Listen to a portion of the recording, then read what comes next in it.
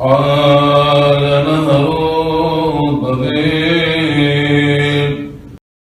you, everyone.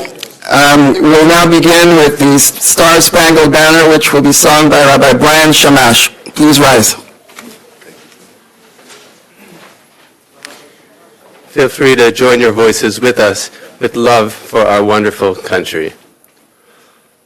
Oh, say, can you see by the dawn's early light what so proudly we hailed at the twilight's last gleaming, whose broad stripes and bright stars through the perilous fight o'er the ramparts we watched were so gallantly streaming, and the rocket's red glare, the bombs bursting in air, gave proof through the night that our flag was still there. Oh, say does that star-spangled banner yet wave o'er the land of the free and the home of the brave.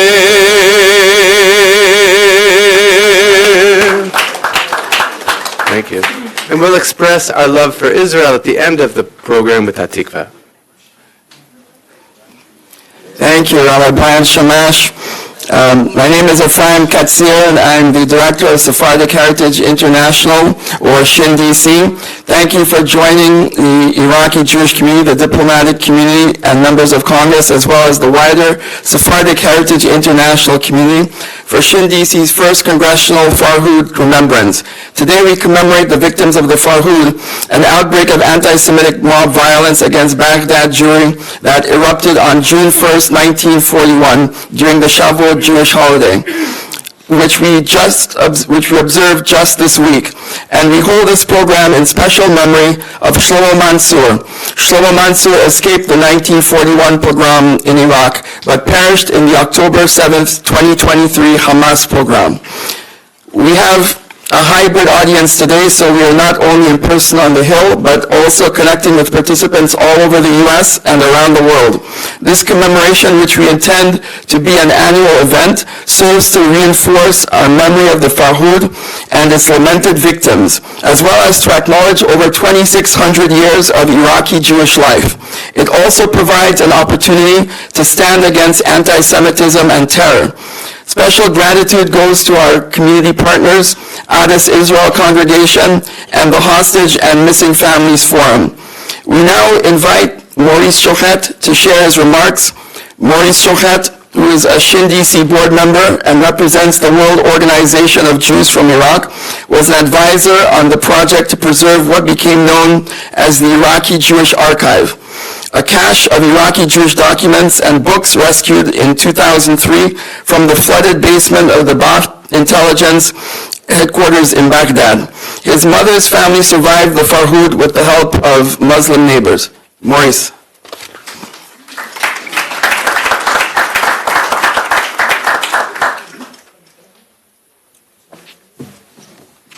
First, really, I would like to thank Ephraim for this program, together with Ellen Makowski, who thought about the idea of commemorating the Farhud. As you probably know, the Iraqi Jews are considered one of the oldest Jewish communities in the world. Their history is documented from the time of the Babylonian captivity around 586 BCE, which was the year of the destruction of the first temple. The Islamic armies which invaded Babylonia in 638 of the Common Era introduced the nationalist spirit, the Arab nationalist spirit in the land, and the country's name as Iraq. The Jews welcomed the Arab rule, and mutual recognition existed between the two religions, Judaism and Islam. Following the rise of the Ottoman Turks in Asia Minor, Baghdad was occupied by the Turks in 1534, and all Iraq was annexed to the Ottoman Empire, which ruled the country until World War I. The collapse of the Ottoman rule and the British conquest of Iraq heralded the beginning of a new era and the establishment of the Kingdom of Iraq. Our talk today is focused on the Farhud, which was the killing and looting of Jews in Iraq, as was said earlier, that took place on the Jewish holiday of Shavuot in 1941, and it was mainly in Baghdad, but also in other cities in the country.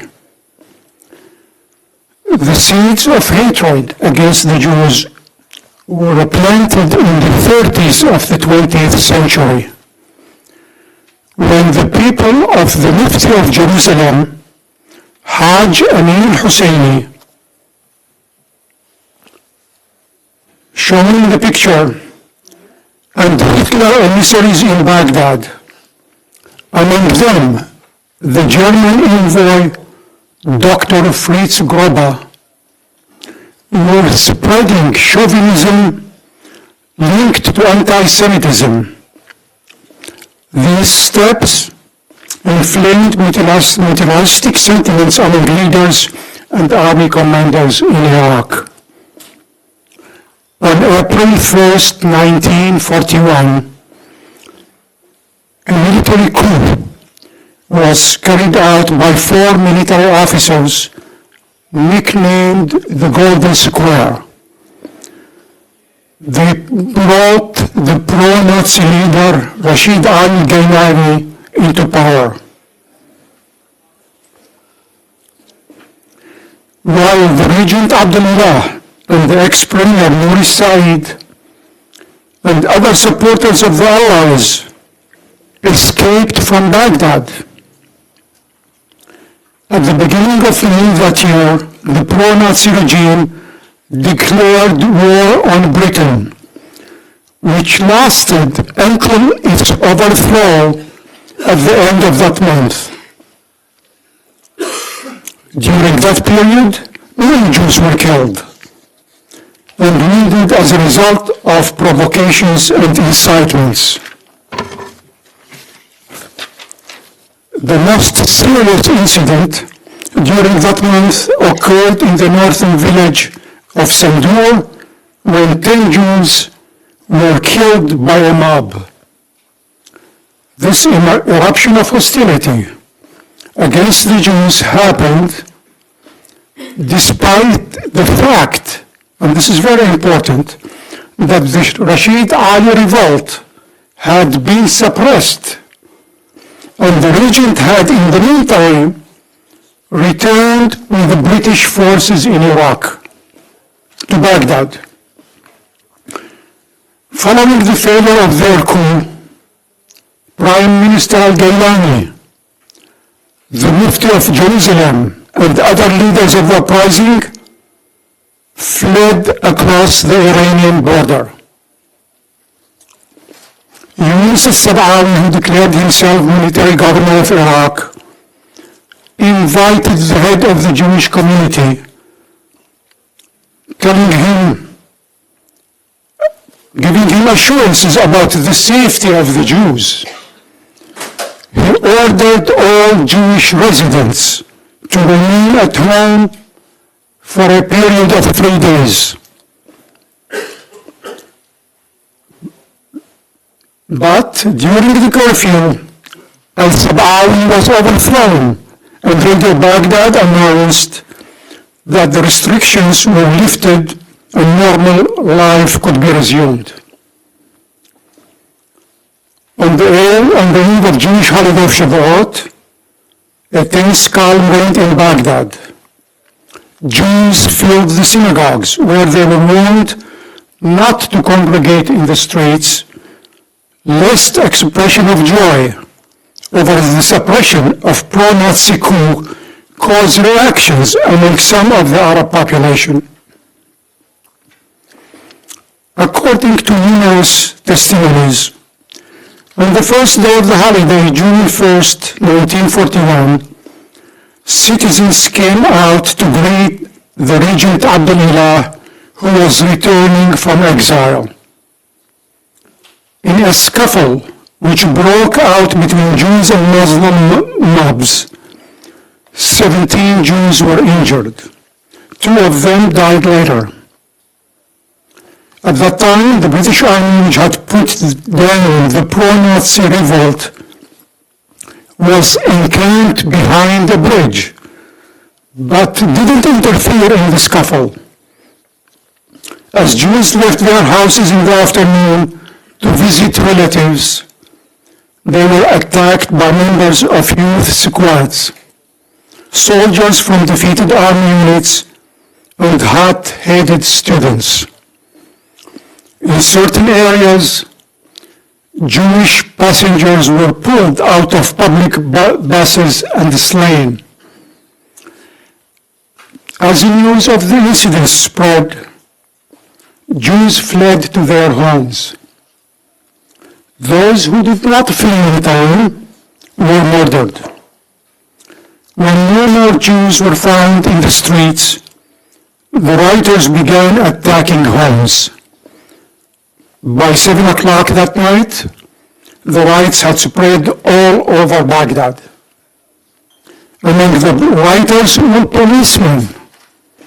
Army and police officers were seen directing rioters to places suitable to looting and killing. Jewish shops and homes appear to have been marked in advance to facilitate the looting, so that people can know that these are Jewish homes and stores. Soldiers fired machine guns at Jews who were trying to escape by jumping from one roof to another. Into the night, the screams of the assaulted families could be heard, followed by silence after the victims were murdered. The next morning, the riots resumed on an even wider scale. Among the rioters were students and villagers who arrived from the vicinity of Baghdad to participate in the killing, the plunder, and robbery. The attackers were armed with clubs, axes, and knives, supplemented by the weapons of the security officers.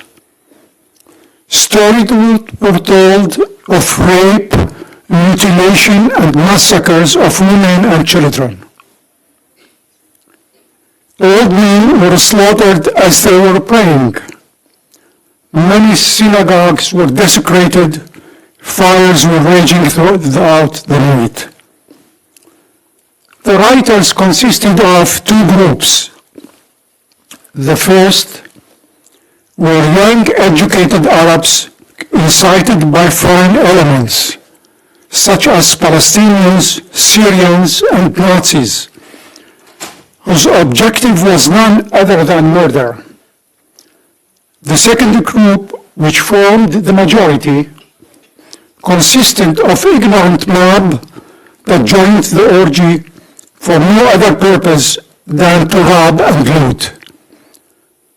Thus, the riots began with the murder of Jews, and only when the news had spread did looters begin to assemble from all directions.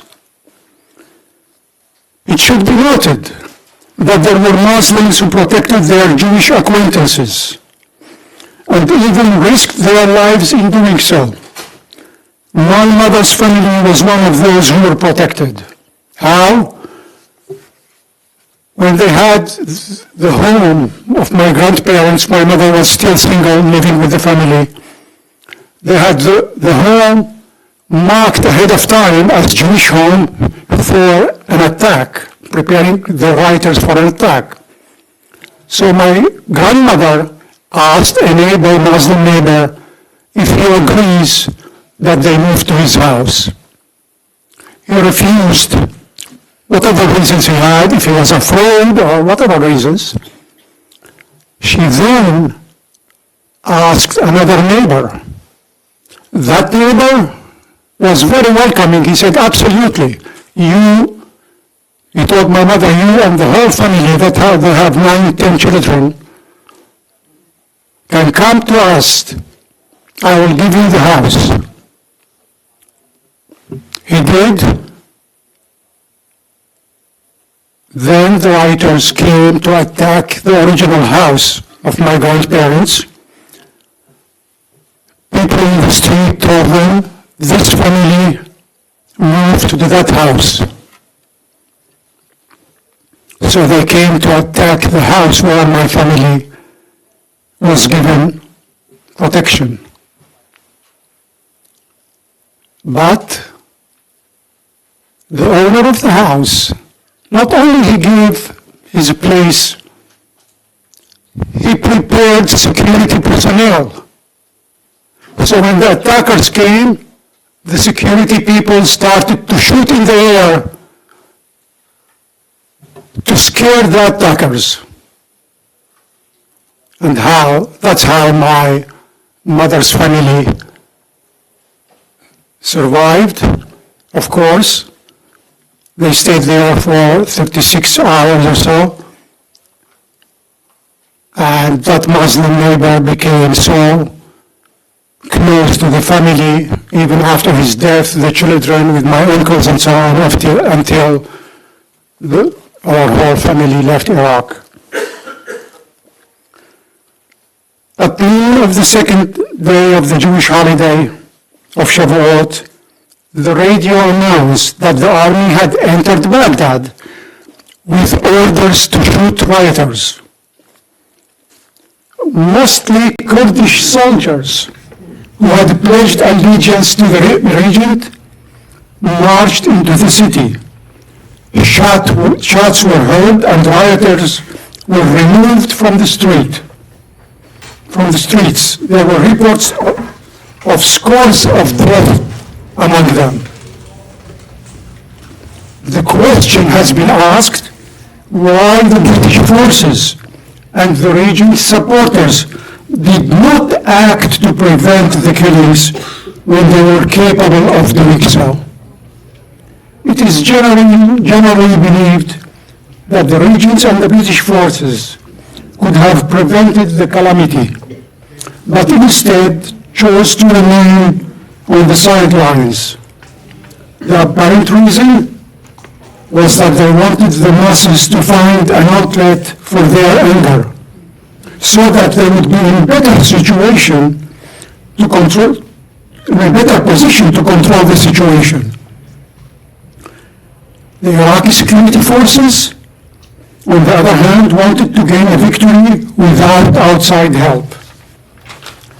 Apparently, the British were not interested in intervening in the internal affairs of Iraq.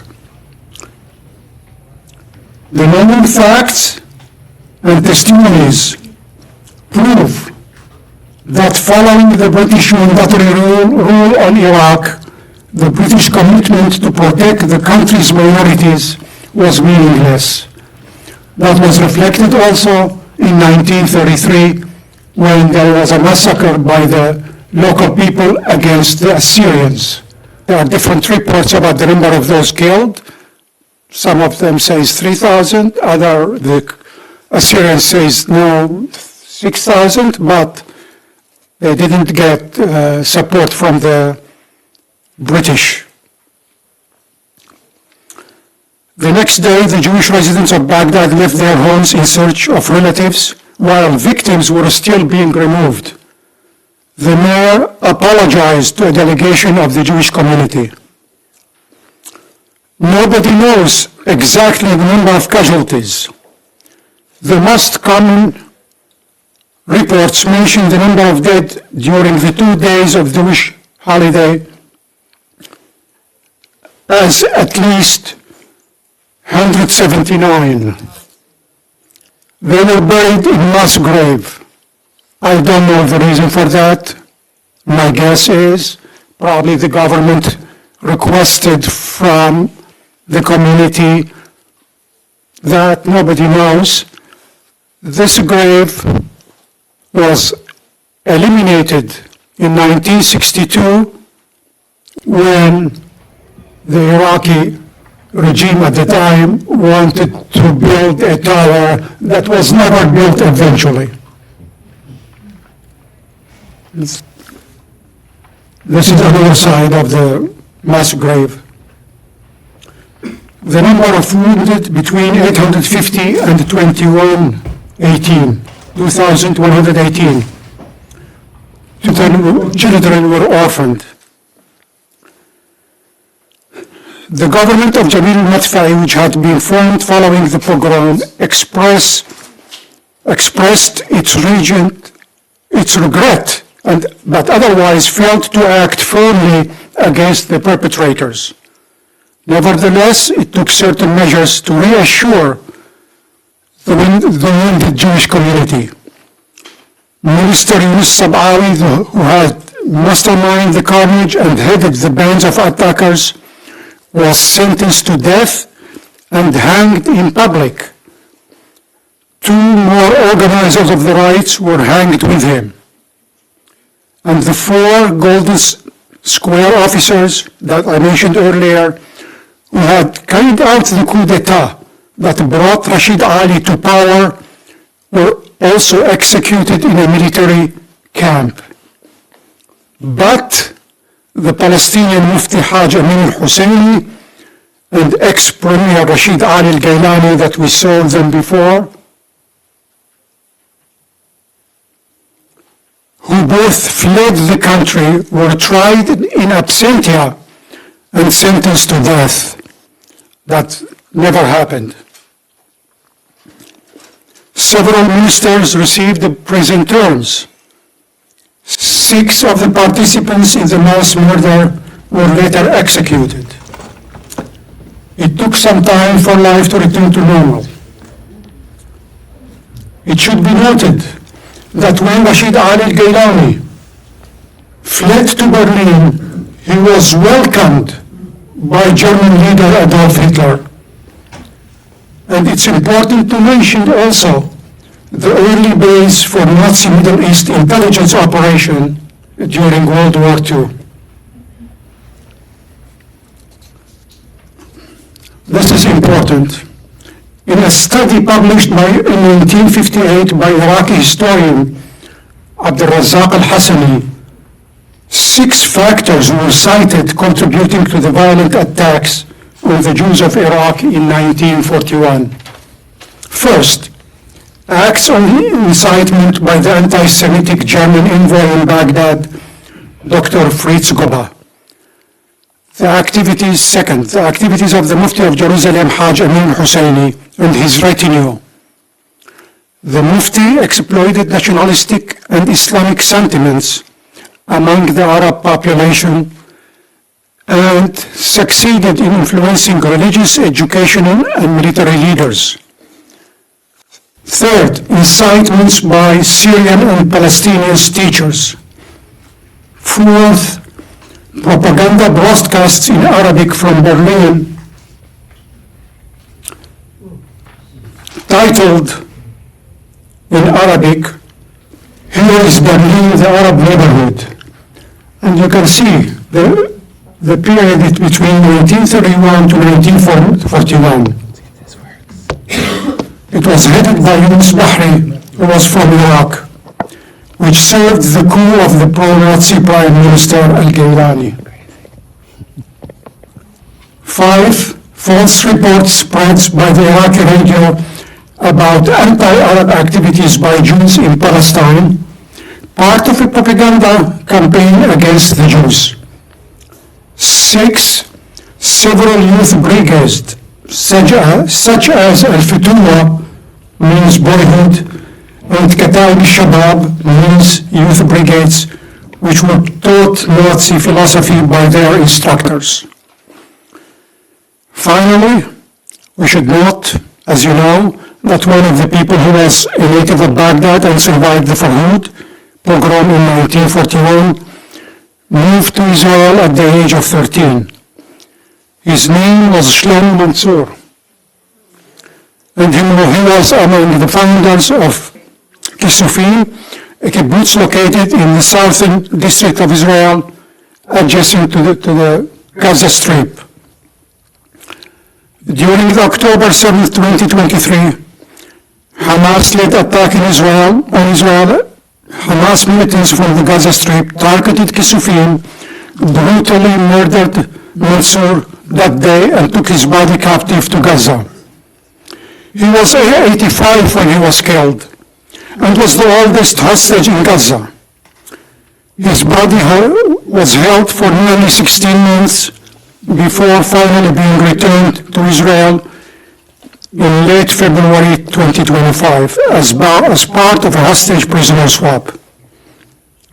Tomorrow, or I would say, as you know, last night, the bodies of two kidnapped people were brought dead.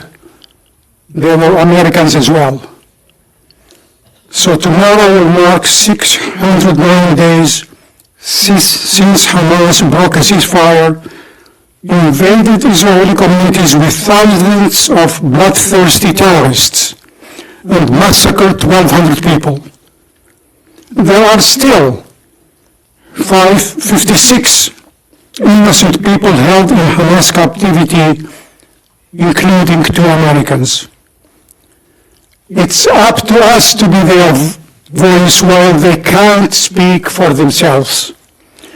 We should continue to fight for their freedom. Thank you.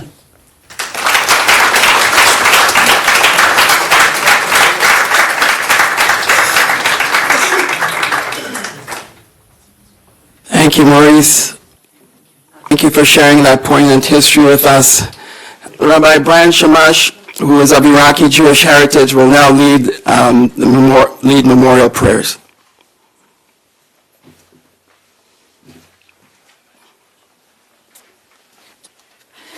It's such a deep privilege to be here with you, and the meditations and thoughts that led up to this day have been part of my life since I was a very little boy, and my father shared with me the moments of the Farhud when they knocked on his door. And it was a righteous Muslim, one of our very good friends and workers, came and said, "This is my house." So this Farhud has resonated, and the pain and the anguish of the friends that were lost, the women and friends that were raped, still resonates even for a son and even for my children as grandchildren. And so we join together in some prayers that I've gathered together on the sheet. So if everyone has a sheet, we'll take it out together. And I composed a piyut that we can read together. I'll chant for you. And then we'll also say a prayer for the release of those who are still remaining in Gaza. An opportunity for us to say Shema Yisrael, to ask for forgiveness, and then Tehillim, and then a memorial prayer and the Kaddish. So first, I'll chant for you this piyut that was composed special for this commemoration, with verses from Echa, verses from Tanakh, from Tehillim, and also some reflections.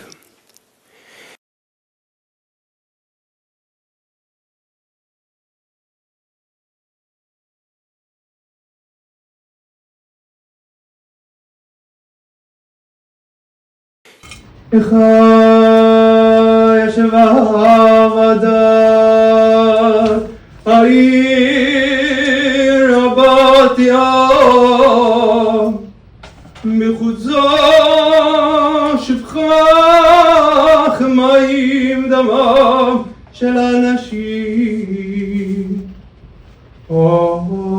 בכי נשמע ברמת רחם וקר על פניה ביום חג השבועות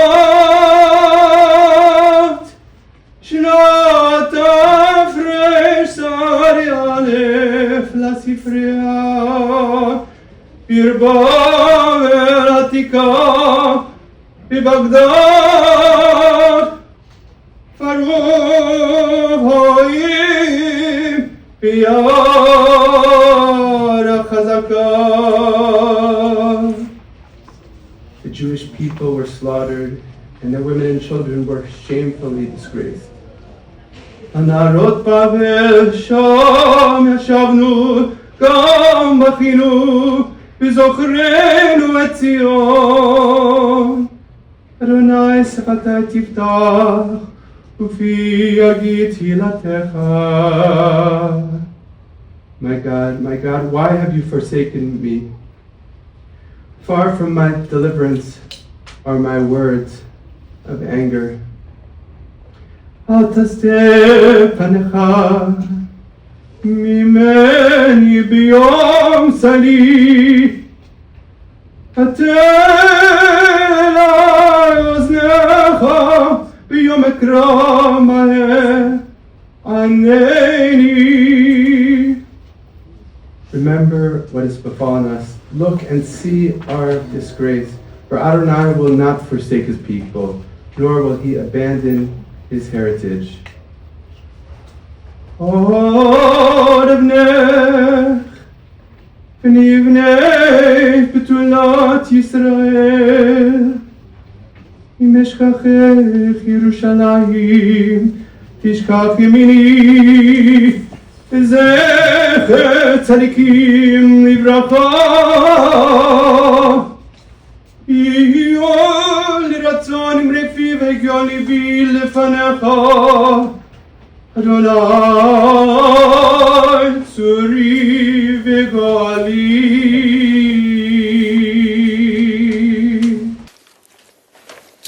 And we continue to this present moment, thinking of those that are hungry, those who are starving in Gaza today, those who are in the dark, those who are facing the most difficult mental and physical challenge of their lives. And we join together in prayer for their release.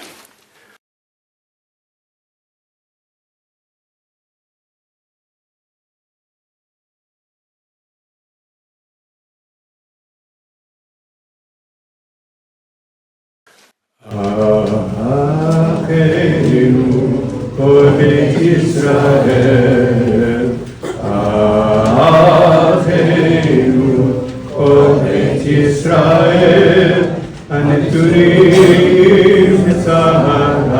בצרה ובשביה, העומדים בין בים ובין בים בשם. המקום ירחם עליהם ויוציאם מצרה ויבכה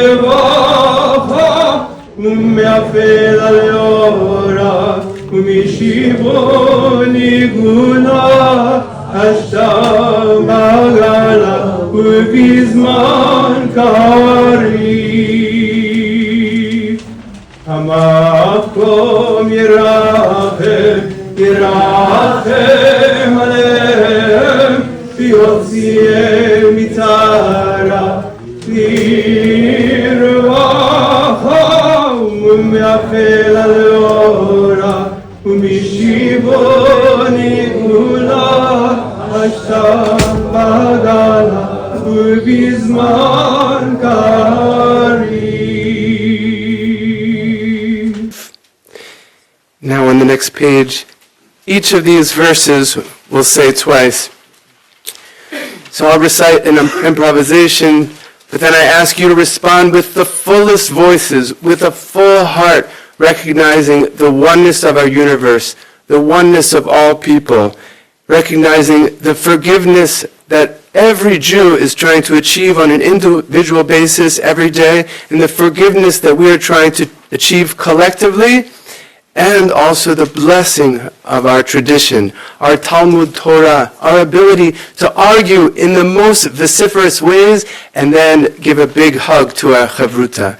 So we understand how to be in conflict and also how to listen.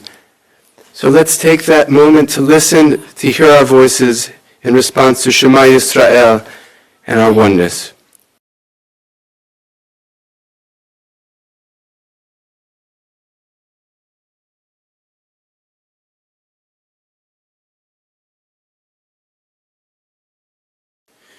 Shema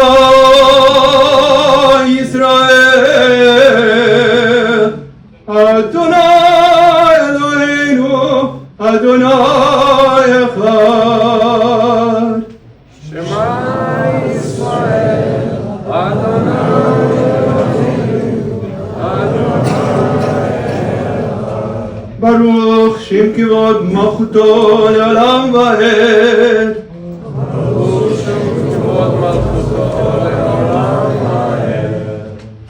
Adonai Hoshiana,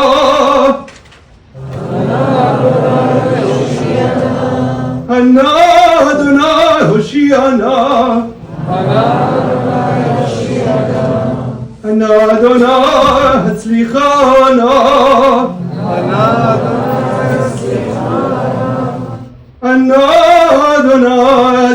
Hatzlichana.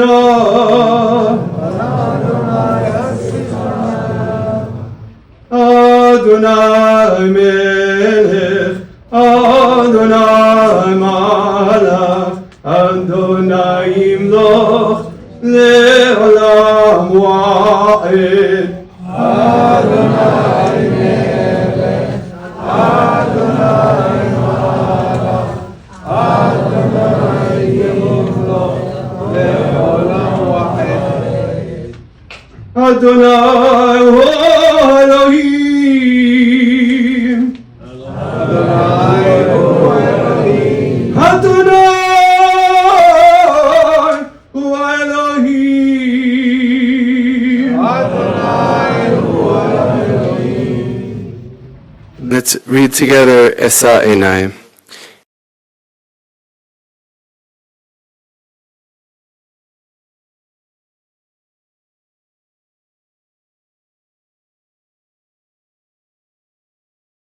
Isai Harim Me'ai Yavo Ezri. Ezri Me'im Adonai Oseh Shamayim Va'aretz. Ad yiten amot raglecha, hayanum shomrecha. Hine lo yanum v'lo yishan shomer Yisrael.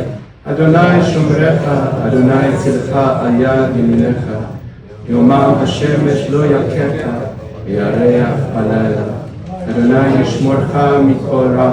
ישמור את נפשך, אדוני ישמור צאתך ובואך מעתה ועד. Now I ask all of you to rise as we say memorial prayer and then the Kaddish.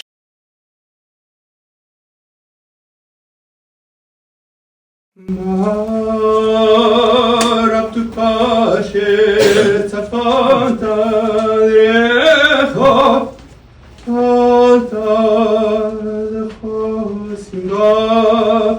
נגד בני אדם מה יקח חסדך אלוהים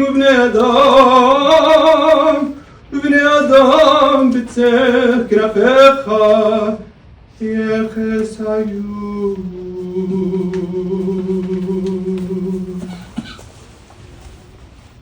כל אחינו בני ישראל שמסרו את נפשם על קידוש השם ואת נשים וטף שנחנקו ושנשרפו ושנהרגו בפרעות שאנו מתפללים אזכרת נשמתו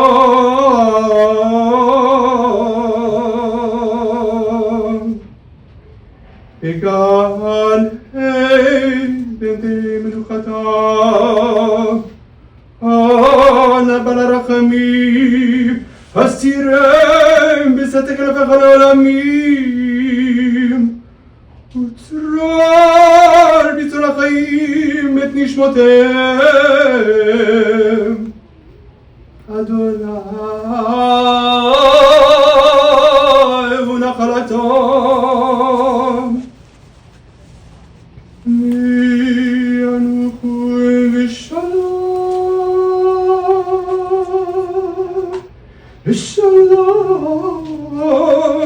ושלום על משכבותיהם ונאמר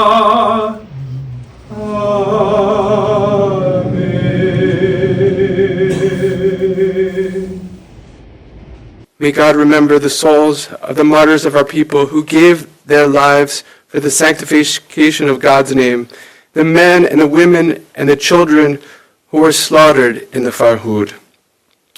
May our lives reflect a measure of their bravery, their dedication, and the purity of their souls.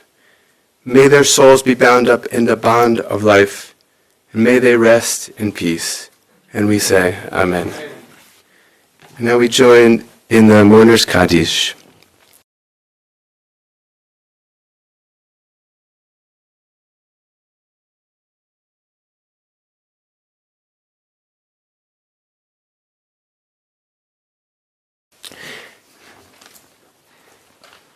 יתגדל ויתחדש שמי רבה, בעלמה דיברה חירותה וימליך מלכותה, ויצמח פרקנה ויקרב משיחה. בחיי חון וביומי חון ובחיי דכל בית ישראל, בעגלה ובזמן קריב ויאמרו אמן. יהי שמי רבה מברך לעולם ולעלמי עלמיה, יתברך וישתבח ויתפאר ויתרומם ויתנשא. ויתהדר ויתעלה ויתעלה שמך וקדושה בריחו לילה מן כל ברכתה ושירתה תושבחתה ונחמתה דאמירן בעלמה ואמרו אמן. יהי שלמה רבה מן שמיה וחיים עלינו ועל כל ישראל ואמרו אמן. עושה שלום במרומיו הוא יעשה שלום עלינו ועל כל ישראל ואמרו אמן. May the source of peace, may Hamakom, may God always guide us towards peace as lovers of peace. And we say, Amen. Thank you, Rabbi Brand Shamash. We will now light candles for all those who perished in the Farhud. As I call the names of honored guests for the memorial candle lighting, we ask that you please come to the front and light. Congressman Randy Fine.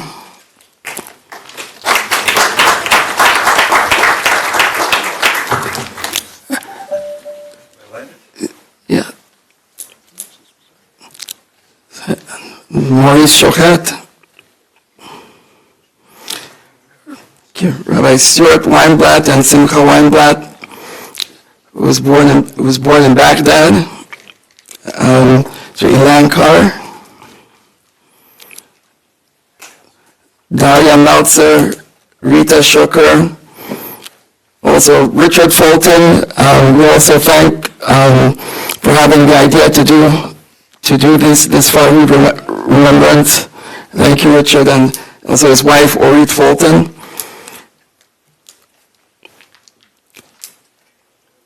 So Nikki Goldman,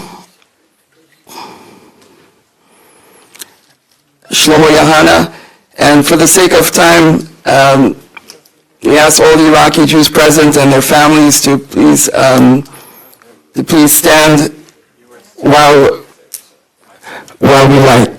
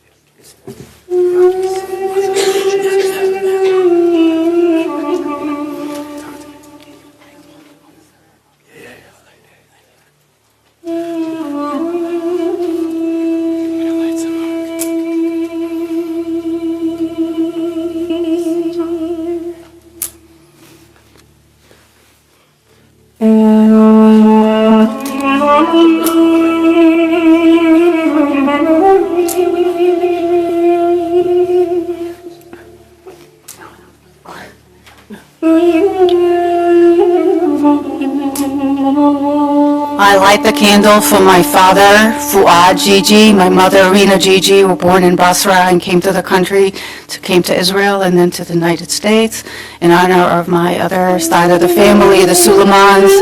All of them who are watching now and remembering the Farhud. Thank you so much.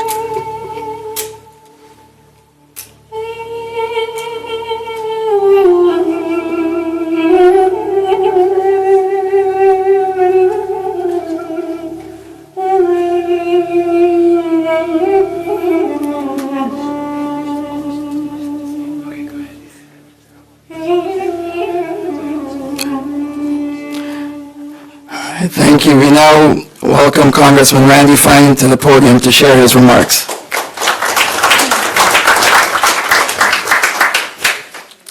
Well, thank you, and thank you for having me. I am the newest Jewish congressman here in Washington. I know that because I was elected April 1st, and no one after me, not to make light of it, but it wasn't an April Fool's joke, so here I am. I want to thank all of you for being here. I want to thank you for commemorating the Farhud. I want to thank you for having this event. If for no other reason, by being here, by commemorating this, you send an important message, something that people in the world need to understand. The idea of pogroms is unfortunately not a rare instance in the history of our faith. You know, attacks of the Jews did not begin on Sunday in Boulder, Colorado. They did not begin 2 weeks ago, just a mile from here. They did not begin on October 7th, 18 months ago. They did not begin in the Holocaust. They did not begin in Iraq. They did not begin in the pogrom that killed my grandmother's family. These go back in our faith thousands and thousands of years. And the fact that you are here to remember and to commemorate it shows that they have not beaten us. I live this every day. I have 2 Jewish boys. They're the reason I'm in Congress. I don't fear the judgment of voters. I fear the judgment of my sons, Jacob and David. I grew up in Lexington, Kentucky. It wasn't an easy place to be a Jewish kid. People ask, how did a Jewish guy get to Kentucky? I said, there's a university. My dad was a professor. You'll always find Jews there. And it wasn't an easy place to grow up. They used to call me a Kentucky Fried Jew. It wasn't a term of endearment. It was what they wanted to do to me. And I had a rough go of it. In junior high, I made many a trip to the doctor or the emergency room because I was Jewish. And one day when I was 13 years old, I made a commitment to myself that I would never apologize ever again, not that I had, but I would never apologize for who I was. I would never be afraid of who I was, and I would never again let anyone treat me the way that I had. And when my children were born, I made a promise to them that they would not lead the kind of life that I had to. They were in Florida, so that's better if you're Jewish, right? But they wouldn't. That they would not have to deal with the sort of anti-Semitism that I had to deal with. And it is a promise to them that I have inherently failed miserably. Because as bad as it was for me, when I looked back on the Holocaust, I thought of black and white movies. I thought about movies like Schindler's List. I thought about books that I had read. I didn't realize that the Holocaust had simply gone into hibernation, only to be brought out decades later. And so the promise that I made to them when they were born, I failed to live up to as a member of the Florida legislature, which is where I served for 8.5 years. And so it brought me to here to try to deliver on that promise to them. Now, I believe that God puts us where he wants us to be. I should not be here. I got elected to the Florida Senate 7 months ago. I'm here, frankly, because President Trump asked me to run when he asked my predecessor, Mike Waltz, to join him in the administration. He called on me to run. In fact, I found out I was running when he tweeted it out. So actually, I found out because I was taking a nap the Saturday before Thanksgiving. It was Shabbat. I'm taking a nap. My wife calls and yells and wakes me up, not uncommon. Married, and I say, what did I do? And she goes, obviously I did it. It's something me, never her fault. And she said, why are my friends calling me, telling me you're running for Congress? I said, I don't know. and I got on my phone and I looked around and I saw that President Trump had tweeted out that I was running for Congress. So that's how I got to do this. So I shouldn't be here. But being here in the times that we are in and what we've seen in this country in the last few weeks reminds me again that God puts us where he wants to be. And so we, in remembrance of all of those that we know, I tell the story of my family to non-Jewish groups. I tell the story of the pogrom of my grandmother who died, or she didn't die, or 9 of her brothers and sisters died in a pogrom in Russia over 100 years ago. The only reason that she didn't die is that she was at the bottom of the pile, along with her 2 youngest brothers. And she told the story about how she couldn't get out of the pile. It took hours for her to be rescued because there were so many bodies of her family on top of her that she couldn't get out. She was 3 years old. That she told me the story about feeling her family go cold as she laid there, unable to move, their blood dripping into her eyes. And so I think about these stories. I think about the stories of your families. I say, what are we going to do about it? Because we now live in a time that, frankly, many of us may never have expected to live in here in the United States, and where we have a choice that we have to make, which is, are we going to deal with the threats that face us today? You know, the fact of the matter is, in this country, we have been afraid to call evil for what it is. These chants that we hear on our college campuses, they are not peaceful chants. They're not calls for people to get together. They're the latest in a long line of calls for our death and our destruction.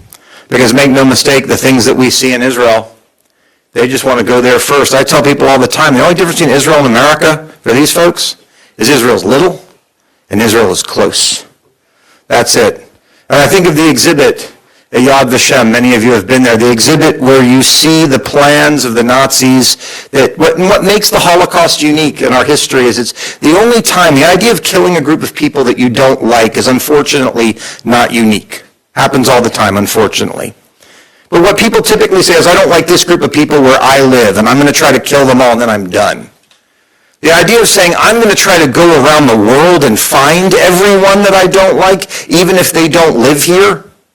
I'm going to get rid of them where I am, and then I'm going to go to the country next door, and the country next door, and the country next door, and I'm going to try to conquer the world in order to exterminate them all. That is what made the Holocaust unique. Until now. The only difference between Israel and the United States is they're close, and they're little. They want to come here next. So you being here today to prove and to talk about history that most people don't know about. Most Jews don't know about it, let alone non-Jews, because it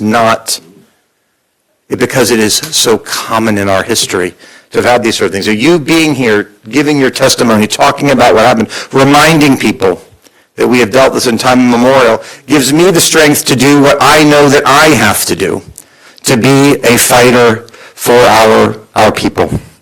I'll close with this. You see me wearing a kippah, and I'm very sensitive to it. Because I have not always worn a kippah. I put on a kippah for the first time, other than when I go to services, but to actually live, I put it on for the first time May 7th of this year. Now, I did it because we had a hearing. I'm on the education committee. We had a hearing about anti-Semitism, and my 17-year-old son, one of the 2 that I do this for, said, Dad, I know you're going to have this hearing where you're going to talk to university presidents about why they don't like Jews, and I think you should wear a kippah.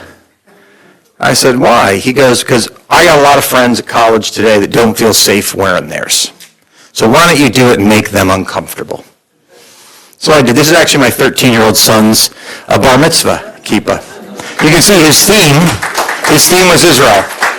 That's what he wanted to do. He said he was too old for Scooby-Doo, so he wanted to do Israel. So this is my 13-year-old son's bar mitzvah kippah. So I said, my 17-year-old said, you should wear the kippah, and I did, and I got really great reaction from doing it. And so then he said, I think you should keep doing it until all Jewish kids feel safe, which may mean, unfortunately, that I wear it for the rest of my life. But it's interesting. It has some downsides. I never kept kosher. This is sort of the back-ended way. I can't go to the event and I say, oh, there's the shrimp. I reach for it, and then people look at me. So my rabbi is quite bemused by it. I'm ending up there, but what it shows is that we have a fight not only for those that we have lost, for those who have come before us, but we have that fight for our children. And while I represent the 6th District of Florida, which is a part of 1/28th of the state, 1/435th of the country, and I care very much about what happens in those 6 counties in Florida, make no mistake, I'm also here to represent you. They gave me the nickname, I didn't come up with it, but they gave me the nickname in the Florida legislature, the Hebrew Hammer. And I assure you of this, if you pay attention in the weeks and months to come, you will find out why I got that nickname. So thank you all very much for having me today.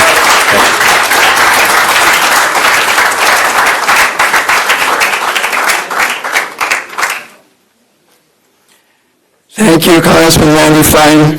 And with your fitting remarks, we appreciate you. We appreciate the Hebrew Hammer. Thank you.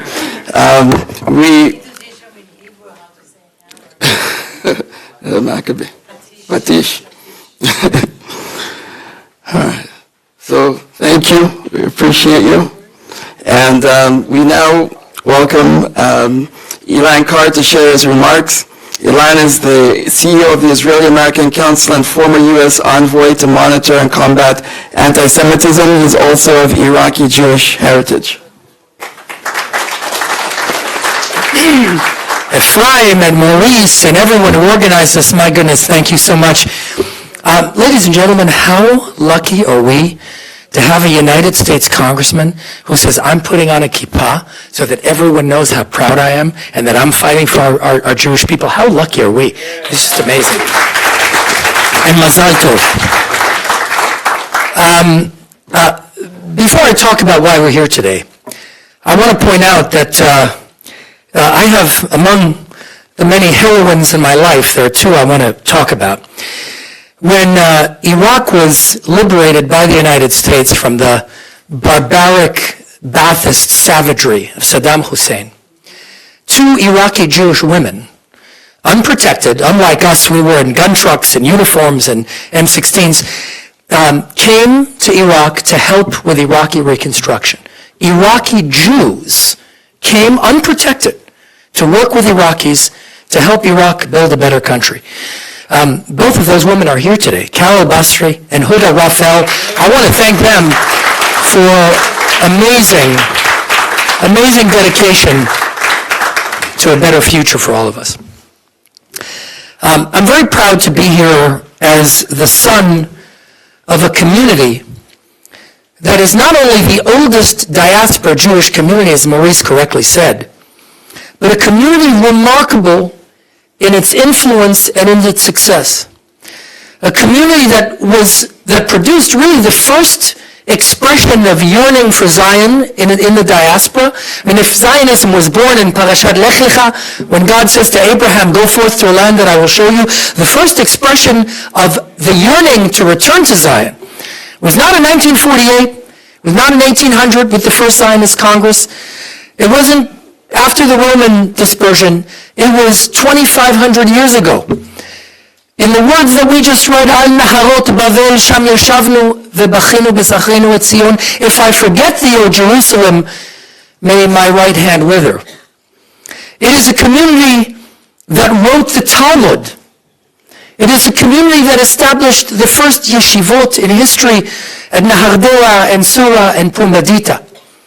It is a community that produced a long lineage of kings, literally kings, the line of King David, the Judaic kings, coronated in exile in Iraq, what is today Iraq. The exilarch, Reish Galuta, a community that gave us among the greatest rabbinical judges in history, all the way up to the present day. And a community that in business spread throughout the Far East, establishing remarkable centers of commerce that changed the Far East, in Shanghai and in Hong Kong and in Rangoon and in Singapore and in Bombay and in Calcutta, and the list goes on. I want to tell you a story. We're here to commemorate the Farhud, this horrific pogrom, and of course, Shlomo Mantzur, Hashem Yinkom Damo, who lost his life in the last horrific pogrom. But But make no mistake, the Farhud was the beginning of the end of that community. A few years later, in 1948, when Iraq declared war on Israel, Jews were summarily rounded up throughout the country. I want to tell you the story about a little girl who heard a knock at the door, not the kind of knock that Maurice heard. It was Iraqi security forces who said, "Is your father home?" It was early in the morning. He still had shaving cream on his face. And they came and took him away. They threw him in prison. They subjected him to a Stalinist show trial that served only to confirm the sentence long since decided, and they put him in prison. That young girl visited her father in prison until the family finally escaped and fled, made their way to Israel and then to the United States.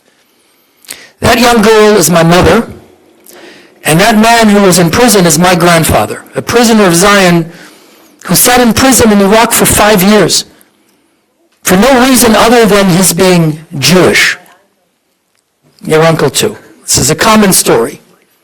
And of course, by the way, I have to say, Congressman, as you so powerfully said, I mean, the plight of the Jews of Iraq in almost every case pales in comparison to the suffering of what European Jews endured during that same period. But I want to focus my remarks not so much on the past, but on the future.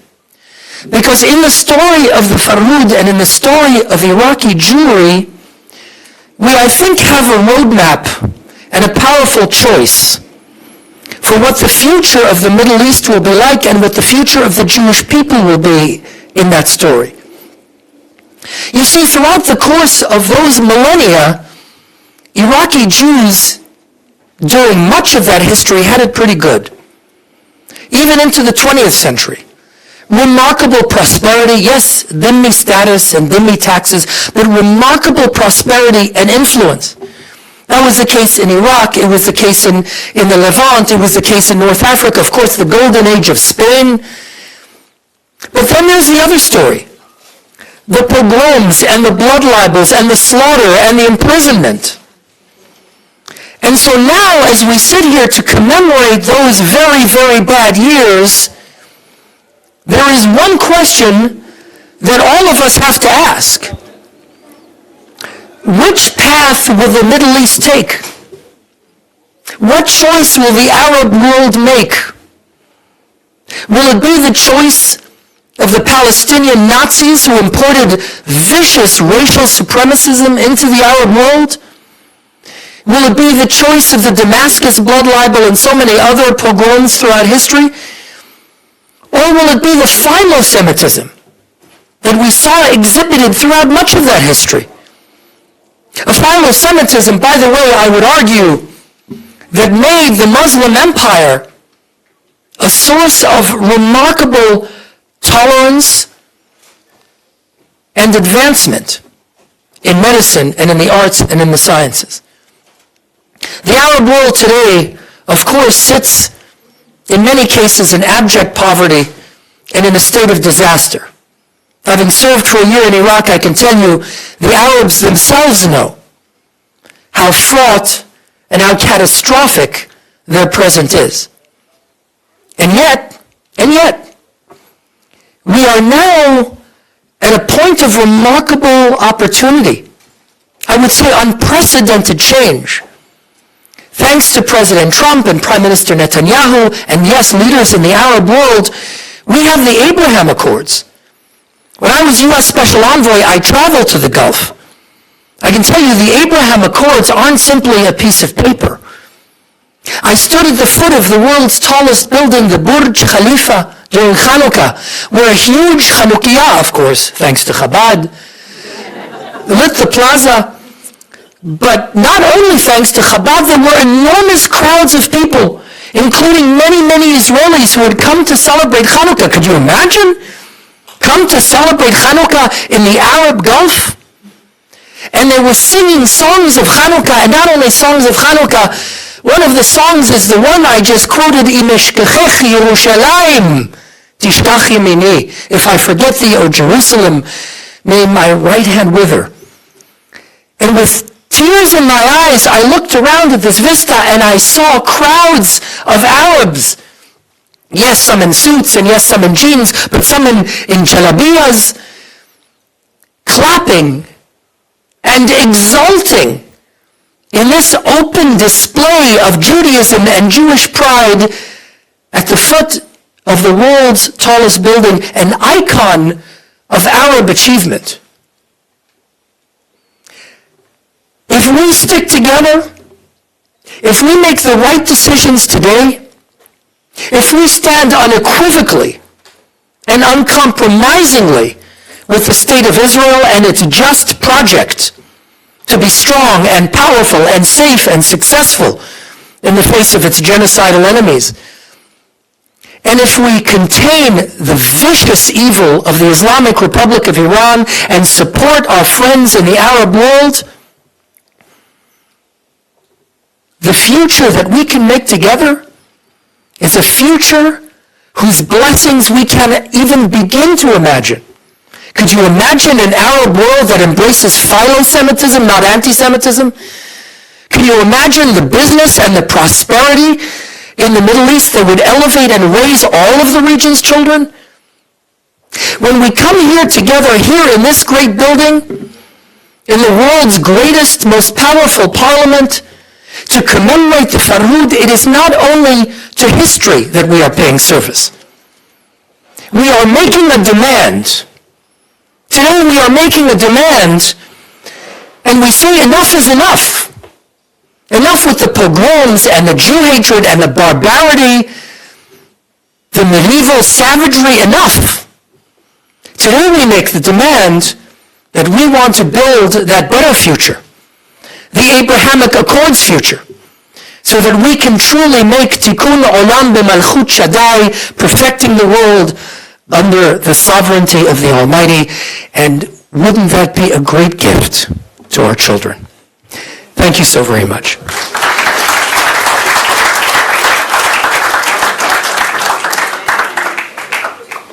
Thank you, Elan Carr, for showing us a brighter future. Our next speaker, Mital Al-Lusi, is a former two-term member of the Iraqi parliament. Since the fall of the Saddam Hussein regime, he has consistently advocated for Iraqi-Israeli friendship and peace, and he has visited Israel on several occasions. As a result of his first visit some 2 decades ago, his car was ambushed by armed Iraqi fanatics. Miraculously, Mital emerged safely, but his 2 sons, his only children, Ayman and Jamal, were killed.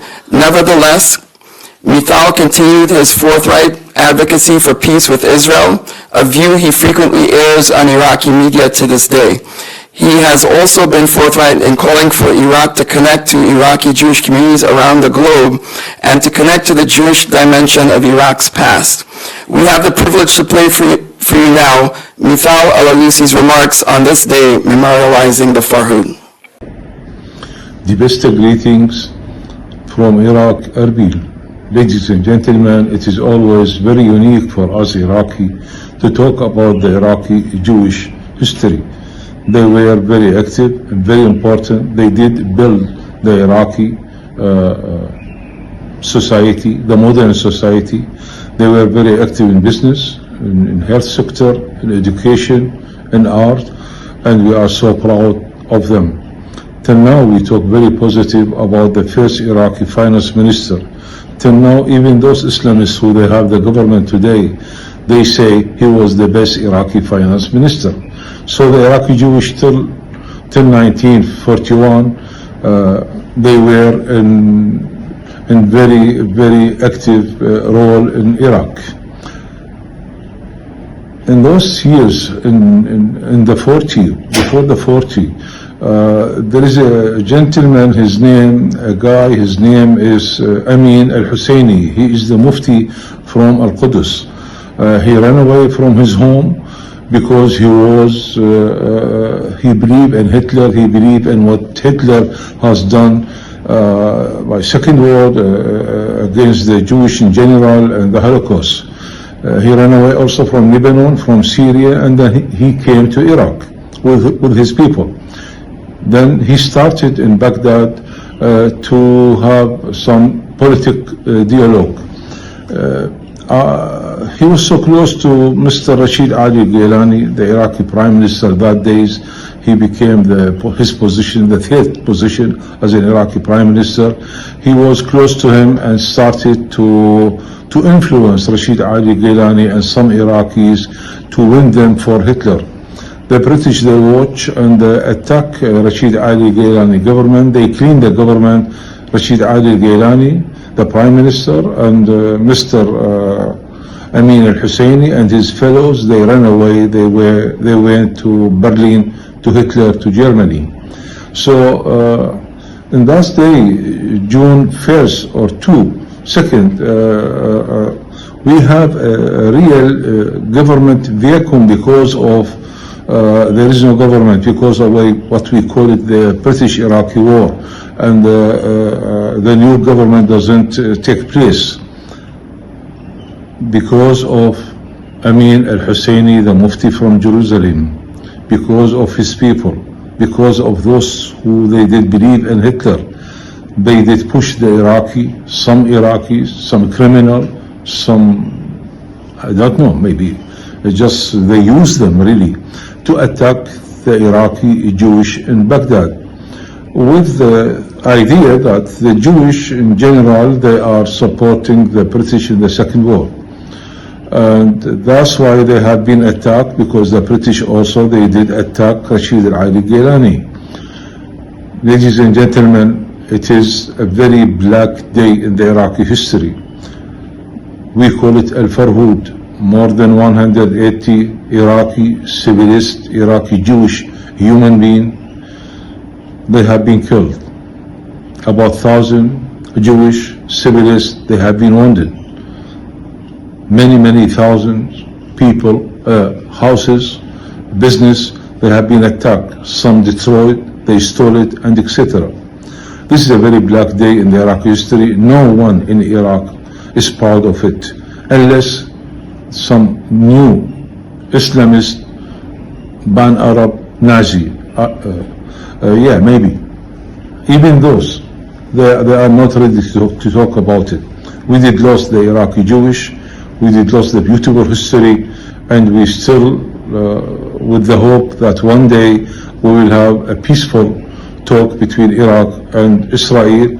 Of course, not the Iranian, who they are close to the Islamist parties or close to Iran, and sure also not the people who they are so happy of October 7. We thought, I see it also, many of us, we believe October 7 is like the Farhud in Baghdad. Ladies and gentlemen, it is not fair. It is really not fair, and it is also an Iraqi need to win the Iraqi Jewish back, to win their activities, to win our Iraqi history. We did lost now everything, Iran controlling everything, the militia, who they did kill many human beings, Iraqi and non-Iraqi. They are active, they have the government. I do believe one day Iraq will be free. I do believe the area is going to have peace, and I hope that the Abraham Corps will be stronger than today, and I hope to see Iraq one part of it. Farhud was a black day, doesn't reflect the Iraqi history, doesn't reflect the Iraqi character, and who did pay the price of it? The Iraqi Jewish and the Iraqi society. God bless you. Thank you very much.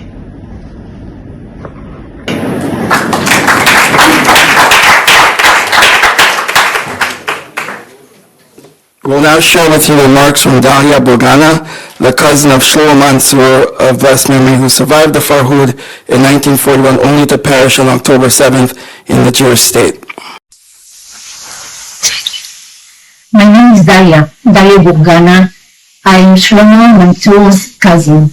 I'm speaking about him as a cousin, but for me, he was like a big brother. The reason that he was a big brother for me is because my mother raised him in Iraq. Shlomo was born in Iraq, and as a little child, my mother was his very young aunt, and he was his favorite nephew. Shlomo Mantzur survived the Holocaust in Iraq. It was the Farhud Holocaust of the Jewish community in Iraq.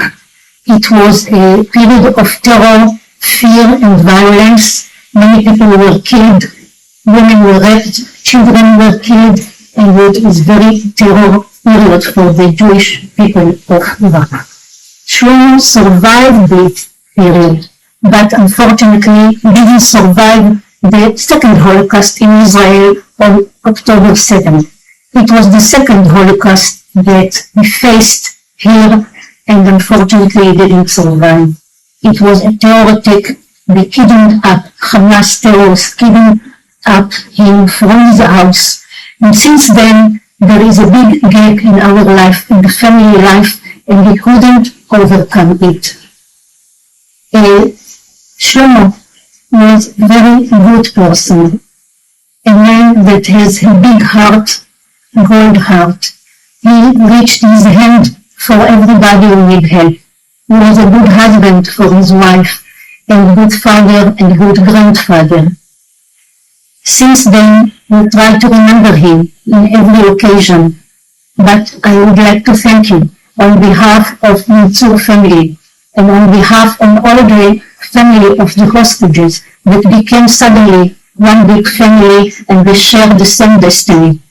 Thank you for helping us to remember him forever.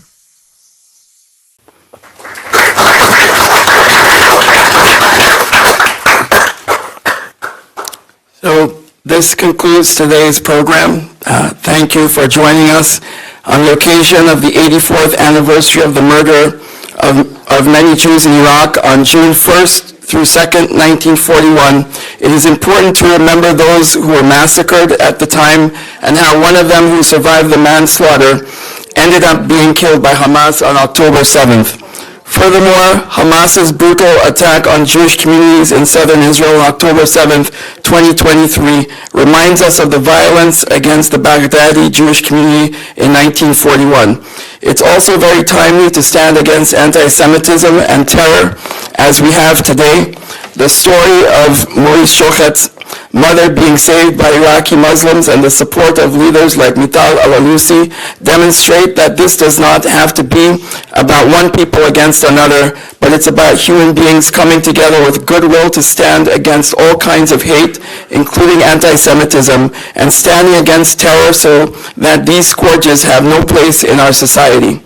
This week in Colorado, a Molotov cocktail was thrown at a group of Jews marching peacefully on behalf of hostages held by Hamas. In Washington, D.C. last month, 2 Israeli embassy staff members were gunned down in cold blood. In Paris, the Holocaust Museum was defaced. In London, a Jewish business was vandalized with red paint and smashed windows. Recent attacks in 3 different countries. The perpetrators didn't know each other, and yet they are all deeply connected to a rise in anti-Semitism. The spirit of the Farhud is not just limited to Baghdad in 1941.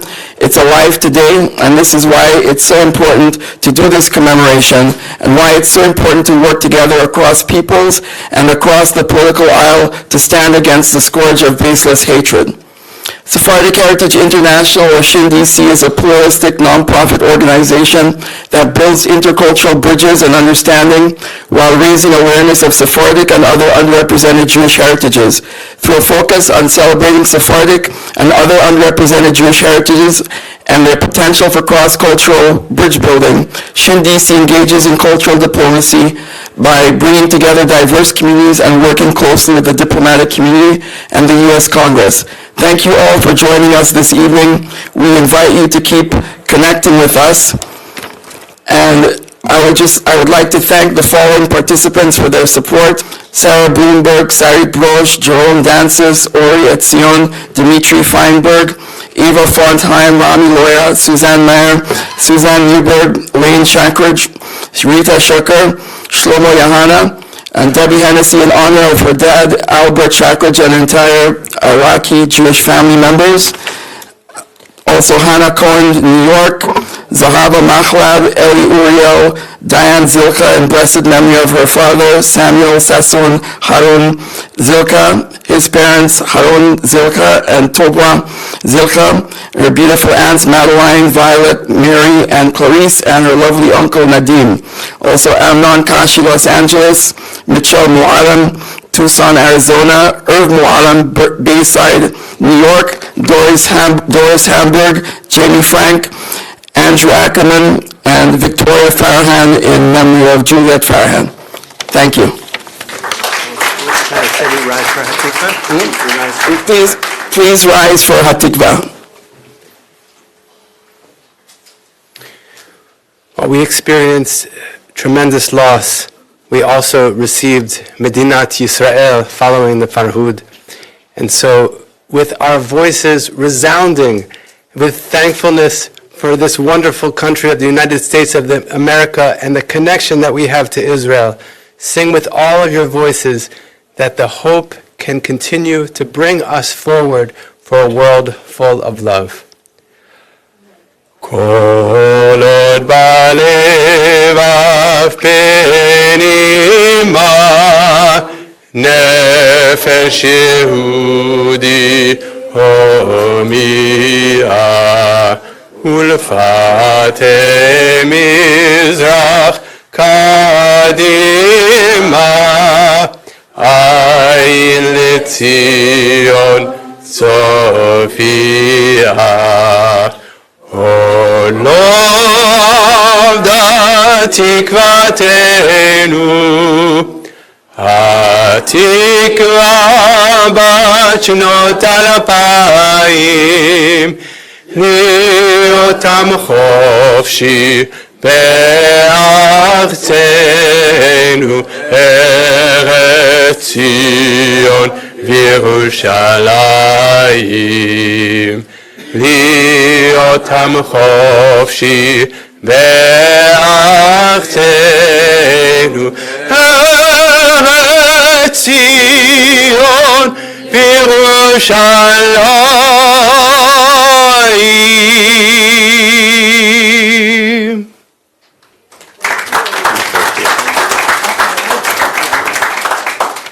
And special thanks to Ephraim Katzir, incredible.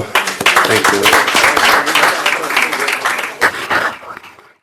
على نهر بغير شم يشهر دم بخير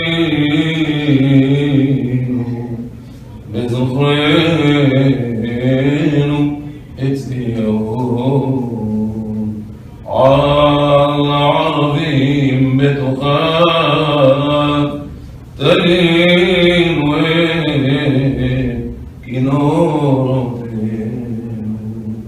תבוא לפניך אל קטלת עשינו כגודל זרועך רוטר בני תמותה אנשי אמונה אברנו באים בכוח מעשיהם כי תשיב לביצרון לכודים על סרט תקרא